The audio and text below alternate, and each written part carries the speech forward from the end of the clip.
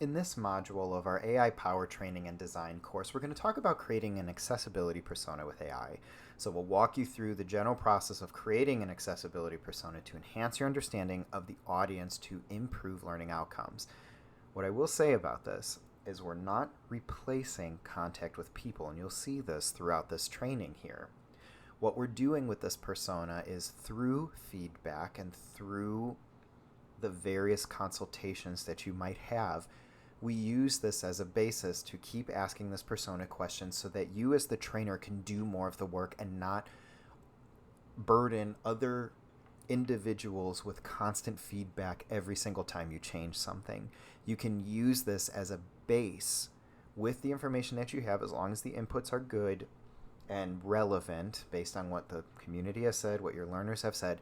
You can use this to help you create these things to then bring back to the team for verification and feedback. So we want to do this because if you're only ever relying on people telling you exactly what's happening, that puts a lot of pressure on other people, and that's not showing people that you are doing the work to make sure that this training is going to be relevant for folks. So the first thing is we want to set the stage here, right? The challenge is understanding your audience, understanding your learners is crucial for designing accessible training materials, especially if you're not part of that community that you're trying to work with. The solution is AI can help create personas that represent learners to meet their needs as long as it's created intentionally, and you have to base this on actual input from the learners that you're working with or from consultants within that community of folks that you're trying to work with. Right?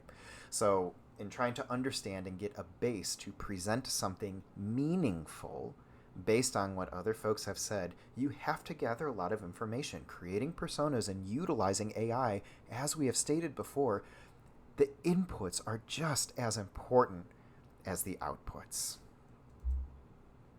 So to understand your target audience, you want to look for folks that have lived experiences and insights on the communities that you're trying to serve. Maybe there's blogs or forums of people that share those identities. Maybe you're talking with people directly. Maybe you know folks. Maybe you're directly consulting and paying for content experts and folks with lived experience to be able to talk about the training that you have. Analyze existing data in freely available sources. Refer to surveys highlighting challenges faced by your audience. Put out surveys in your company or to your learners of, if I were to teach you the specific thing, what might work for you, what might not work for you, and then engage the audience. So host interviews and focus groups to involve people. So when available, hire consultants from the community as well to help run these things too, right? So when you're creating your training, you're not just putting things on paper and hoping that it works. I know that it seems like a lot of work on the front end here to get some of this information, but I promise you, the more information that you have, especially on the relevance of the topic and the types of learning that people are trying to have, this will make your training more efficient in the long run. We see this in research, we see this in practice. Take the time at the beginning to be able to do this, and especially take the time to learn from people with lived experiences within the communities you're trying to serve. So you want to review materials with your persona as well. So maybe identifying some gaps, asking some specific questions, implementing changes, and so on. And in this unit, we'll talk about how to do that. We'll have some activities and step-by-step guides to be able to do stuff like this.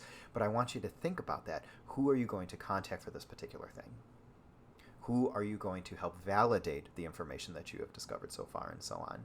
These are all important components that you need to be considering when you're putting together this persona to help you create materials to then again present to people before you do your final training rollout. You want collaborative decision making along with this too, gathering feedback, addressing real challenges that people are running into. What type of materials are people having a hard time with? What other trainings have you done and why were they successful or not successful? Get that information constantly to constantly refine the work that you're trying to do.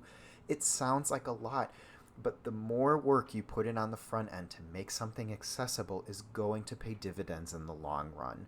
It might seem like a lot now, But in the long run, if you create something that's more universally designed, more validated with your validated assumptions, strengthening the relevance of the types of real world challenges and supports that people are talking about, your training will be more effective. So when you're crafting this tool, use your chosen AI tool, refine the AI inputs that you have to then refine the outputs that it's giving you. What is it saying? Does it fall in line with what other people have talked about in the surveys and the focus groups that you've done previously? Include the context when you're putting these personas together and adding information about the learning environment to make sure that the persona knows what's going on with this too, right? And incorporating that feedback. So you say, I worked with individuals, I got some feedback on the survey, I think I'm going to make this specific training material this way. Okay, cool. Now what? What are you going to do here? So you take that information, you see what it spits out, right? You see what the output is from your chosen AI tool. You look at it, you adjust it with the information that you know, you adjust it with the consult that you have, and you go back to your learners and you say, does this make more sense? Right? So when you put this together, you're doing your research. You're collaborating with others, you're creating an AI draft, and you're applying these components here. So here's just some general creation guide, and we're going to walk you through how to do these things. How do you research your target audience? How do you engage them? How do you define the persona, refine with feedback, review materials, and ultimately get a really good output here to help you create these materials to amplify the AI training process that you have. Look forward in the next couple assignments and the next couple pages here with the information that we've shared and the resources that we're giving you to be able to